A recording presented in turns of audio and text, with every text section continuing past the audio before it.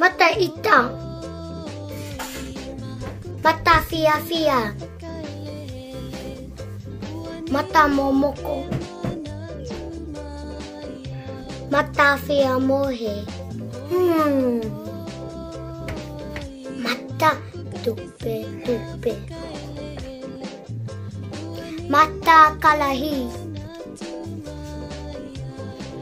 Mata whakalofa. Mata piko piko. Tukli tukli.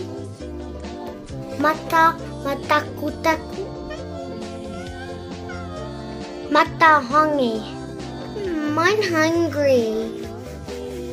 Mata ngangao. Mata selapu. Mata tutunu. Mata fiafani. Mata ako ufu. Mata fiasai. Mata means facing you way in. Mata face. That was our lesson for today. Now mata kiki whakanuwe. If you want to learn more, then I'll see you tomorrow. Whakaualai koe kia.